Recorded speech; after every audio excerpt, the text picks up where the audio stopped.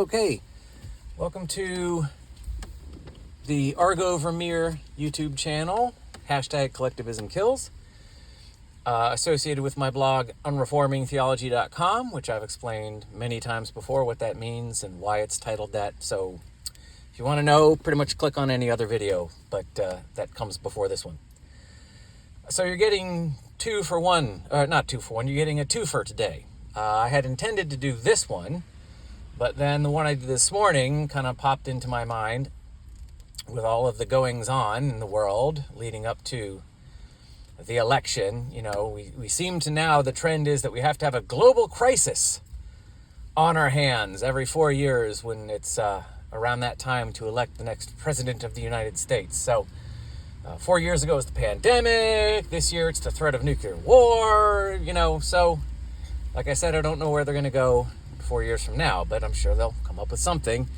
If our ruling class is anything, if our ruling class is good at anything, it's whipping up some kind of a crisis to get us all into a panicked frenzy.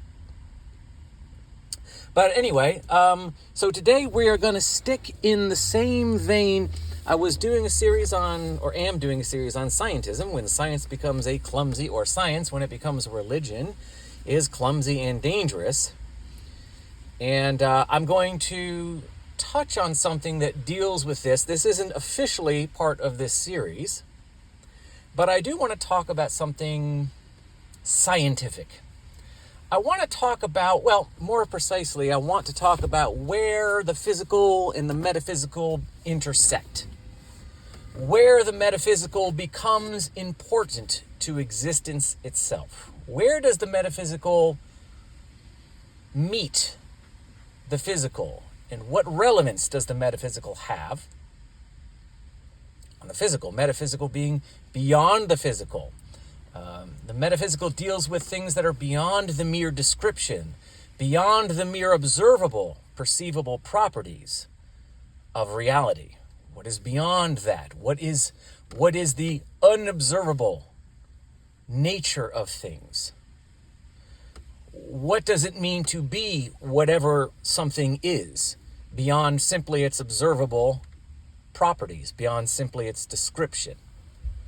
And more precisely, we want to talk about consciousness, man's conceptualizing frame of reference, because that's all consciousness is.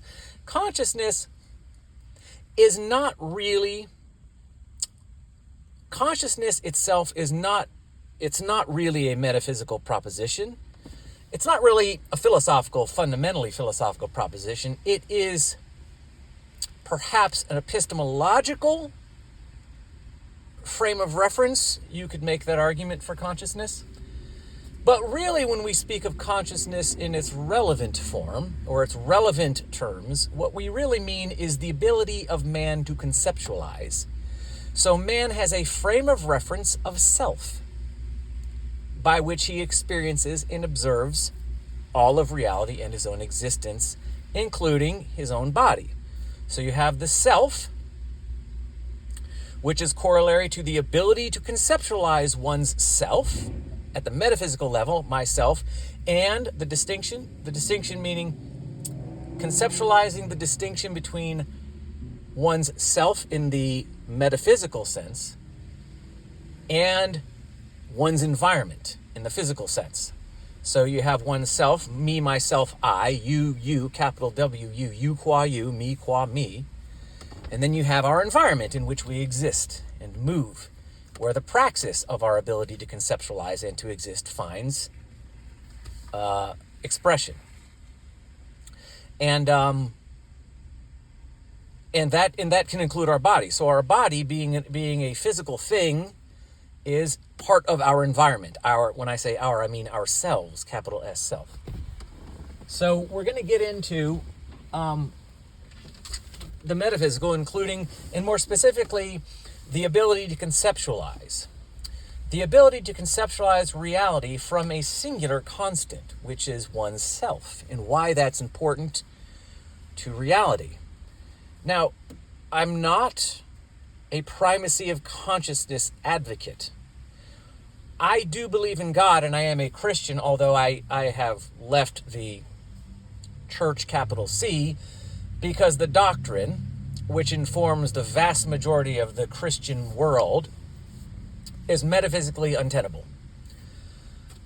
So once I removed the pre-assumed doctrinal lens that accompanies the religion, the church, at least in the West, and decided to read the Bible without any preconceived metaphysical or doctrinal assumptions or any doctrinal or metaphysical interpretive lens, I came to the conclusion that the Bible itself, at least its philosophy, its message, made sense. This has nothing to do with me saying that I'm not saying exactly necessarily that the Bible is objectively true all the way through and in a literal sense.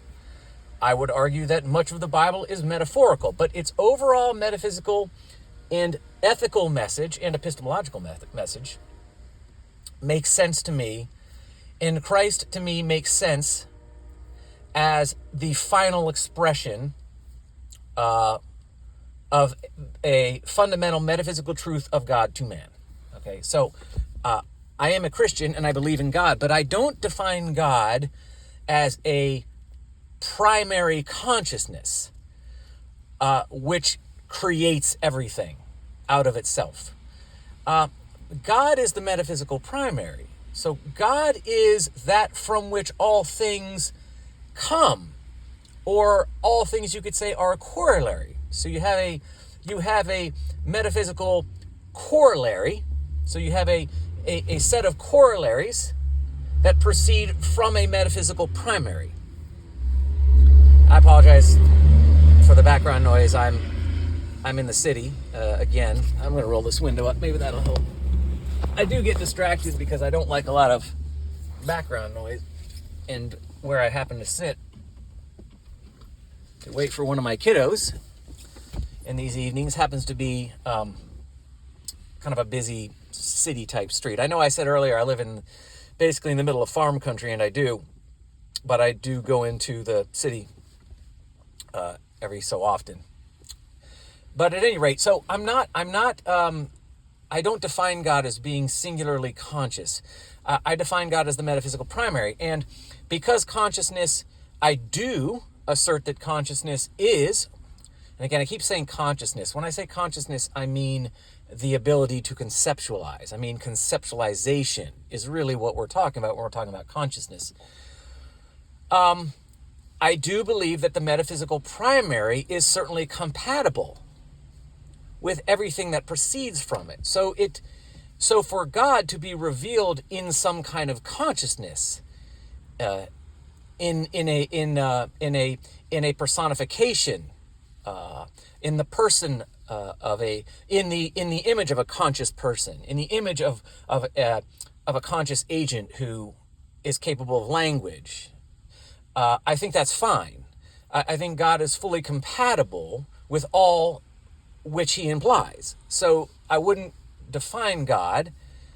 I define God as the metaphysical primary, and I define the metaphysical primary as ability with a capital A. I think ability as the metaphysical primary is the only metaphysical primary that makes sense, because it's the only metaphysical primary that implies an actual bona fide objective plurality of existence, because it's the only metaphysical primary that incorporates without contradiction conceptualization.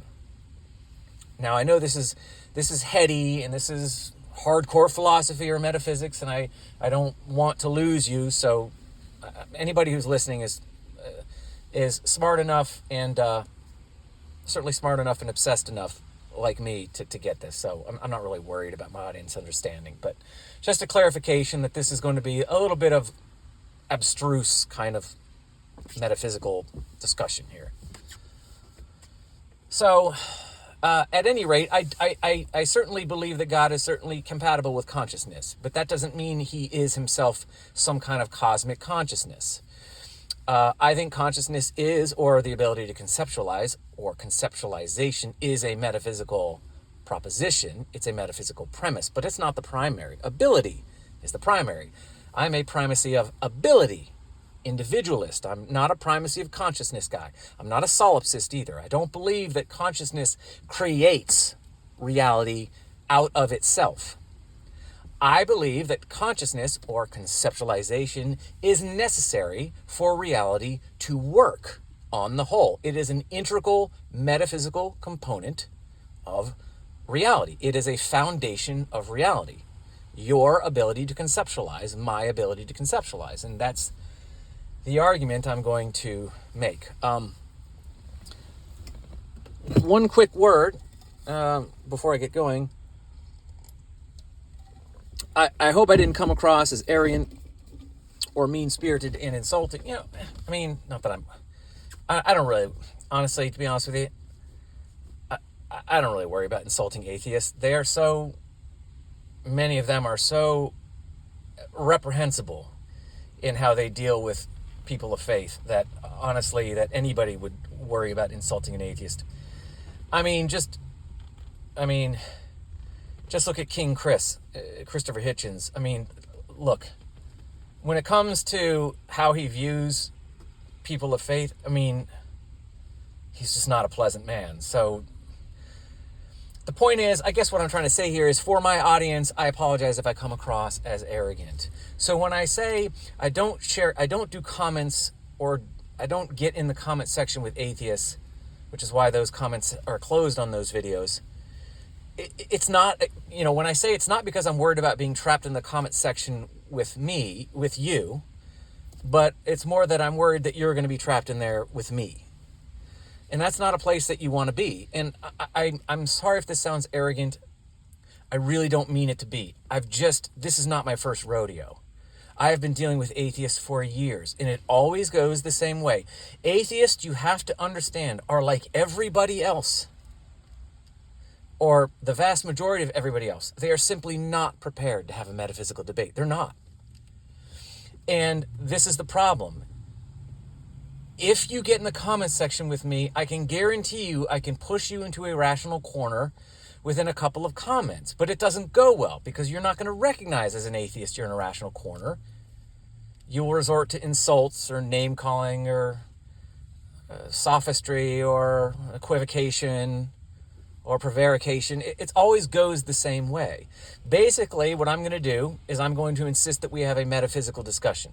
So we're not going to proceed from your epistemological premises. In other words, we're not going to concede that your definition of evidence and proof is the right one until we have established which metaphysical primary is more rational, mine or yours, which means you as an atheist have to name a metaphysical primary and defend it.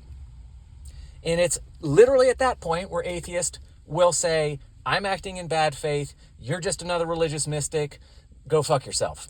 In so many words, you're an idiot. And I've been down that road a million times. It's clear that atheists do not understand, will not understand, or refuse to accept that they're having a metaphysical debate, and they don't want to have it. And since debates about God are by definition metaphysical debates, because God is by definition, according to every religion that the atheist pretends to give a shit about, God is the metaphysical primary. So if you're not interested in having a metaphysical debate, then there's no point in talking to you. And 99.9% of atheists I've run into do not want a metaphysical debate. They don't even know what the fuck it is. That's a problem. And it's pointless. And you end up looking like a moron. You end up looking like the average IQ person that you almost certainly are. Look, atheists are like every other kind of person. The vast majority of atheists are average IQ, just like the vast majority of Christians. And that's why they can't argue their philosophy that well, because arguing the philosophy takes a little bit more than average, or at least, I don't want to say average IQ, because it's not even about IQ. It's about the amount of work and time and dedication to the truth you have. And atheists, like every other person, particularly everybody else, every other religious person, or the vast majority of religious people that you know of and I know of, they aren't interested in putting in the work to develop their ideas. And so you're basically arguing with amateurs. So if you don't want to put the time and energy into developing your ideas by figuring out what the foundations of them are and expressing them and naming them and defending them, then it's a waste of time. That's why the comments are closed. I'm saving you from yourself. I'm saving you from looking foolish. Don't pretend to have a metaphysical argument. Either have one or don't. So I do apologize if that comes across as boorish or bullish or arrogant or I'm better than thou. I'm not saying that at all. I'm just saying, if you don't even understand the nature of the debate, then you enter into it already looking ridiculous. It's laughable that atheists want me to concede their metaphysical assumptions that they won't defend or name by demanding I accept their definition of evidence, when they haven't defined what they mean by evidence by rooting evidence in some kind of fundamental metaphysical description of reality, or at least explaining why no metaphysics exist. So we can come to any debate with the understanding that contradiction doesn't work. If it's a contradiction, it's not true. So we can do that. That is a priori to any conversation of any kind anywhere. You cannot have a conversation, you cannot share language with anybody unless you both implicitly understand that conceptual consistency is necessary for an exchange of communication. So all you have to do is come to the debate with the understanding that 2 + 2 doesn't equal 5. That's a given. Every single conversation you have basically is founded upon the premise that 2 + 2 doesn't equal 5. That contradiction is an irrational way to make a point. That's the only fundamental accord we need to reach, as me as a believer in God and you as an atheist. That's the only necessary a priori assumption we must have before we engage in our metaphysical debate. If we can agree on the fact that 2 + 2 doesn't equal 5, and there's no such thing as a square circle, and that contradiction is not a form of delivering any kind of communication or truth, then we can have a debate. But debate's got to be metaphysical. So anyway, I don't want to babble on about that. I apologize for that. I'm going to move on. I just wanted to say, I'm sorry if I come across as arrogant and belittling. I don't mean to. I'm not worried about what atheists think of me, because honestly, I don't give a shit about what they think of me. 99% of them are just, again, religious zealots, just like every other banal Christian I run into. I can't debate with Christians. I can't debate with atheists for the same fucking reason, because they don't want to debate the fucking metaphysics. Without the metaphysics, there's no debate. There's no discussion. So, all right, I don't want to spurg out too much because I don't want this to take too long. You can always fast forward through the parts that you don't want to hear, obviously. So, all right, getting back to where the metaphysics become important when we talk about what reality is. You see, if I spend all my energy talking about atheists, I don't have energy for the real conversation, and that's a disservice to you. So I apologize for ranting about that. All right, so why is conceptualization important? Why does consciousness really matter? Well, I have a proposition here. And my proposition is this. My proposition is that in order to have the plurality of existence that we acknowledge or observe to have, so a plurality of physical existence, meaning there are distinct physical objects which coexist. They share existence, but they are distinct. So you have a multiplicity of objects, you have a plurality of reality, a plurality of existence. It's not just me and my body, it's me and my body and you and the car and the street and the light and the planet and the moon and the stars. We have a plurality. We have objects which are distinct and objectively so from each other. In my theory or my assertion, my submission, I submit to you this: that in order for that to be possible, you cannot have in order for plurality of existence to be possible, it must have a constant. There must be a constant. There must be a reference.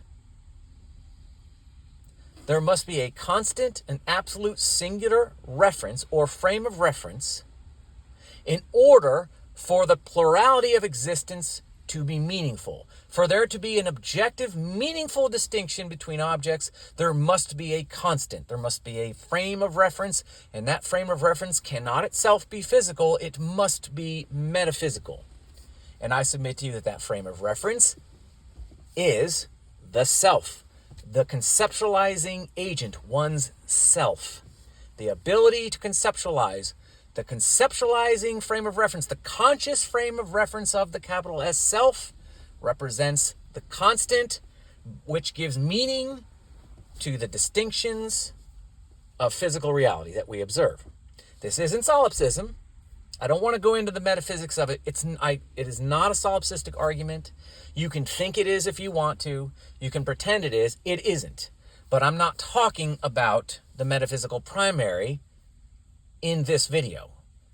So in order for me to prove to you that this is not a solipsistic primacy of consciousness idea, I'd have to discuss the metaphysical primary, but that's not the point of this video. I'm not talking about the metaphysical primary, my submitted metaphysical primary of capital A ability. We're simply talking about why a plurality of existence needs to have a metaphysical or non-physical constant, and it does need a constant. And I'm going to try to get to as much of this as I can before I have to go. As usual, I always mean these to be way, way shorter than they end up being. But I hope that the extra commentary I give you, that seems to fill out these videos to close to an hour now, I hope it is beneficial to you.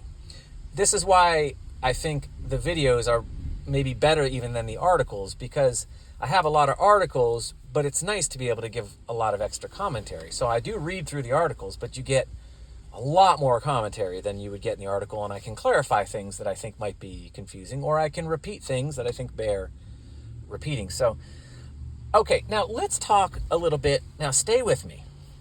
I'm not a physicist, and I'm not an astrophysicist. My avocation is philosophy. It's not my vocation.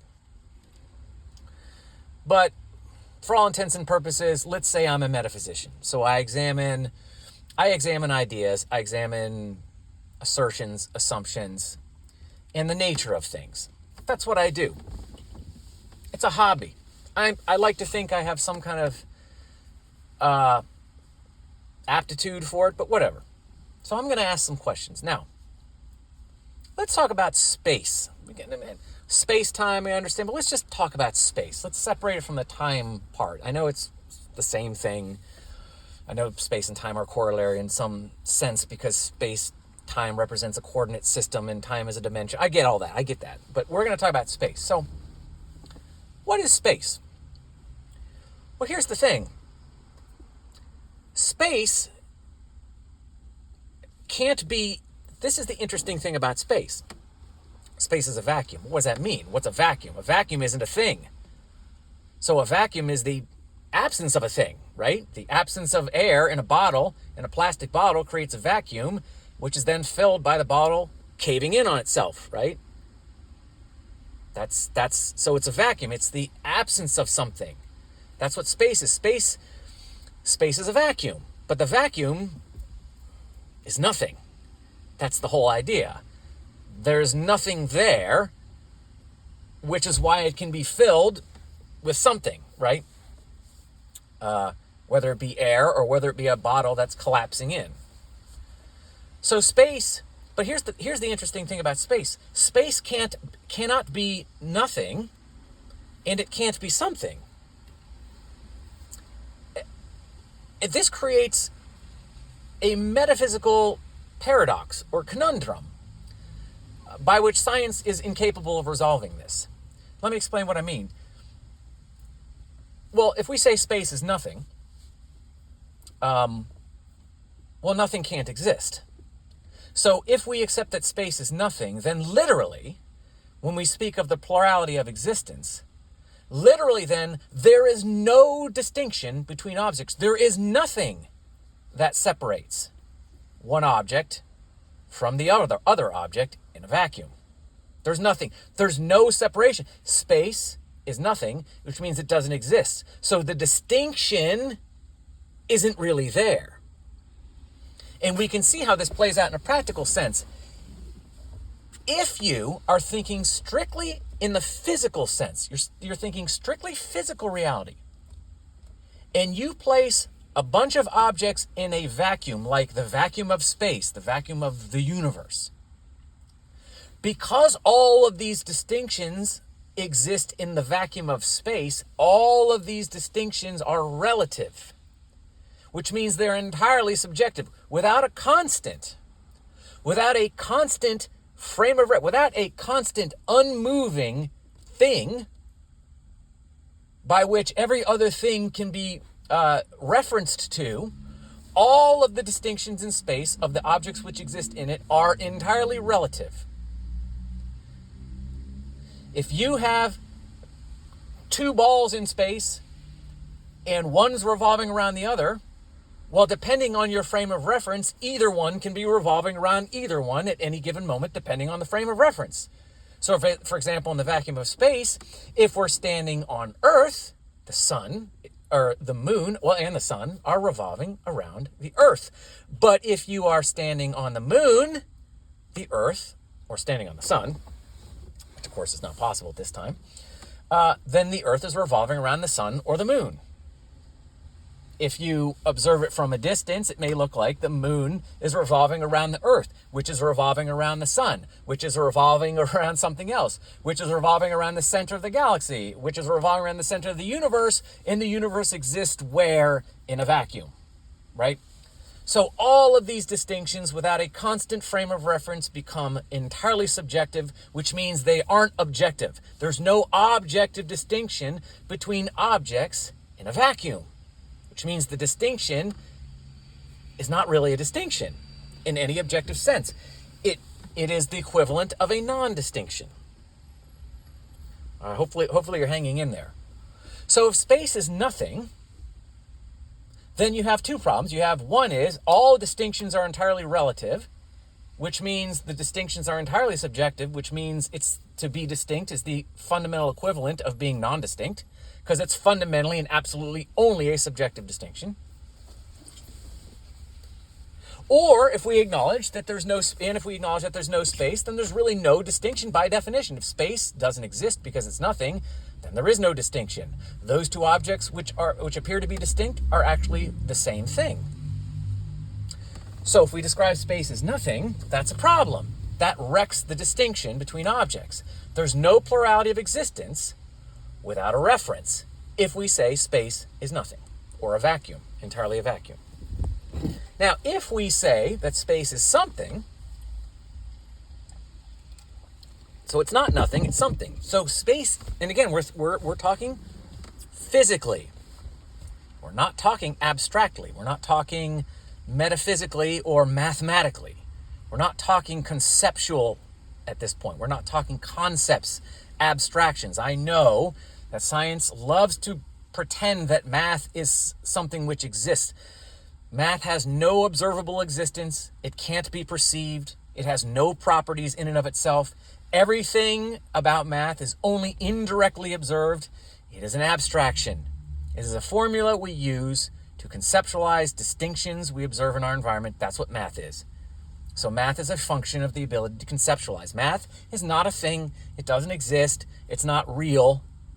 All it is a way that we organize conceptually what we observe. And it works. It works so well, some of the brightest among us can be tricked into thinking it must have its own existence. The universe must have an actual language. It doesn't. It's a function of man's conceptualizing brain. In either case, even if it wasn't, it's abstract. You can't see it.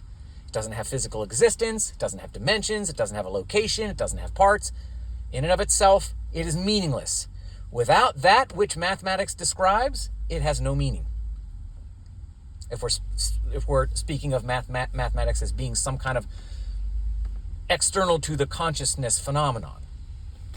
So, if space is a thing, getting back to the space, if space is actually a thing, well, this is a problem for the plurality of existence as well, because what then is this distinction between space and those things which exist in it? There must be a distinction, and if there is a physical distinction, what we're saying is there must be space which separates space from the object which exists in it. So if space is a thing, and there's actually a plurality of existence, then space must be a thing which is separated and distinct from other things by what exactly? By space.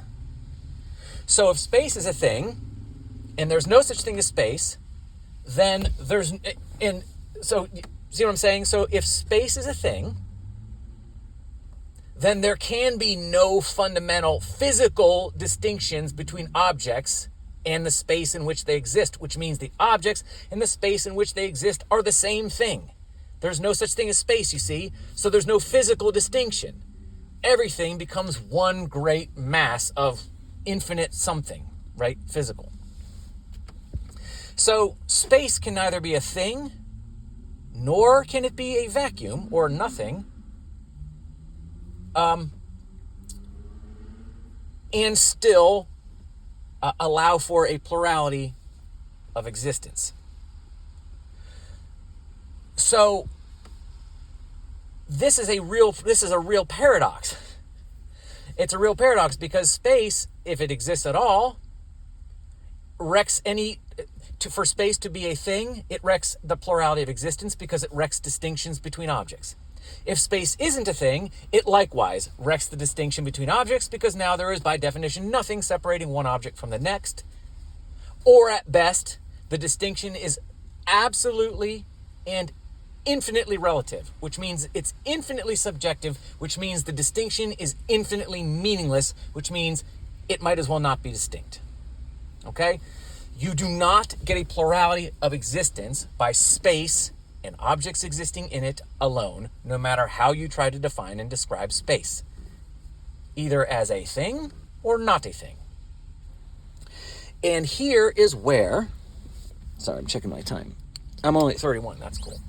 And here is where conceptualization comes in, the conscious metaphysical frame of reference. Again, I'm not a primacy of consciousness advocate. I don't say that consciousness is the creator. I don't say that God is primarily a conscious agent. I'm not saying that your consciousness creates something out of itself. I'm not saying that. I'm saying that consciousness is a legitimate and necessary metaphysical premise that specifically allows for not existence, but for a plurality of existence. You see, ability, which is my submitted metaphysical primary, that allows for existence. The plurality of existence is allowed for by consciousness, or the ability to conceptualize the self. That's not the primary. That doesn't mean only you exist. That's not a primacy of consciousness argument. It's simply saying that consciousness is required for existence to be plural. I mean, for existence to be plural requires all of the metaphysics of individuality, but individualism, but specifically consciousness. So, if we go back to what I said before about all objects existing in a vacuum, if all objects exist in a vacuum, as I said before, and there is a distinction, that distinction is purely relative and absolutely subjective. But as soon as we introduce the conceptualizing observer, as soon as we introduce the self, the observer, he who is conscious of the distinction between himself and his environment, what he observes, you have a constant, because your consciousness, your conscious frame of reference is constant. It is absolute. You have your frame of reference for your own existence, and the existence of everything else is an absolute. It is singular. You can talk about before you were born, but you can only ever talk about before you were born or after you die from the inexorable frame of reference of your conscious self. Your self is an absolute, and it is a singularity. It is only by your consciousness can you make the silly claim that you will one day you will die and you will be unconscious and you will be in oblivion forever. It is only by your consciousness can you make the similarly, but less ostensibly, crazy argument that you once never were. You once were not born, and therefore you never were. You, in and of yourself, have no frame of reference for not being you. You can only talk about before you were born and your non-existence that way from the inexorable frame of reference of yourself. And you can only talk about your death and oblivion and your non-existence that way from the inexorable absolute frame of reference of self. It is impossible for you to conceptualize your non-existence. So the point I'm trying to make is that as far as you know, and as far as I know from your frame of reference, you are a constant. Your consciousness is an absolute. And I submit it always was, and it always will be, because time, again, and I don't want to get into time, but time is also an abstraction. It's like math. It's a continuum. It's not metaphysical. It's not physical. It's mathematical. It's a mathematical continuum. It's a concept we use to describe a certain kind of movement that we observe or we conceptualize in our environment. That's time. That's hard for you to wrap your head around. If you don't want to believe me, don't believe me. It's fine. I'm not looking for people to necessarily agree or disagree. I'm telling you this is the way it is. You don't have a frame of reference for your own oblivion. You have no frame of reference for your non-existence, for your unconscious non-existence, whether before you were born or after you die. You just don't. You don't. Every claim you make as to your non-existence is always and only going to be made from the frame of reference of your conscious self. Your consciousness is immutable. It is constant, period. It just is. There's no rational argument to the contrary. You can appeal to a million things, but you can't appeal to fundamental rational consistency to argue that you will one day not be you. You have no frame of reference for that, in the same way you have no frame of reference for 2 + 2 = 5. You can have a frame of reference for somebody else dying and being born, but that doesn't say anything other than, that says nothing about them other than how you observe their body, their manifestation in the physical. Has nothing to do with, it says nothing fundamental about their singular self. Nothing at all. You can make no claims as to the existence of another person's conscious frame of reference because that conscious frame of reference is metaphysically mutually exclusive from you. Okay? So your consciousness is singular and absolute. So my point in saying all this, I don't want to spurg out, get too hyper, but what I'm trying to say is if you introduce into this vacuum, if you introduce into these objects which only exist relatively in this vacuum, if you introduce the conscious observer, all of a sudden you have a reference. You have an objective constant by which all of the movement can be, to which all of the objects in the vacuum can now be referenced, and thus you can have a rational, objective plurality of existence. Now you have your constant. If you take away the observer, if you take away the conceptualizing agent, if you take away your conscious self, all of the plurality of existence is wrecked. And if there's no plurality of existence, there is no existence. There's no physical existence because physical existence becomes an expression of infinity. You have an infinite object in a vacuum, which means that object is infinite, which means it might as well not exist. An infinite object is not an object. An object which doesn't exist in any place, in any time, has no dimensions, has no parts, has no properties, cannot be said to exist. As soon as you introduce the observer, you now have an objective plurality of existence possible. Take away the conscious observer and all of reality collapses because the plurality collapses. And once you remove the plurality of existence, there's no existence. There is no such thing as infinite existence. Infinite existence is a null. Infinity and zero are fundamentally, functionally the same thing. They mean fundamentally the same thing. They're moot. They're null. It's a null. They both equal zero. Infinity and the null both sum to zero. Their value is nothing. So that's my argument as to the importance of consciousness. Again, I just want to say this is not a primacy of consciousness argument. I'm not suggesting that your consciousness is in of itself some kind of metaphysical primary. So don't hear what I'm not saying. And I think that's all I have to say on that. I hope that's food for thought. I hope it's interesting. I doubt it will be to many people, but I hope it gives you something, for those of you who are interested, something a little different to think about. So having said that, I'm going to bid you all a good night. And thank you for listening. Like and subscribe if you want to, and I will talk at you later. Okay, take care. Bye.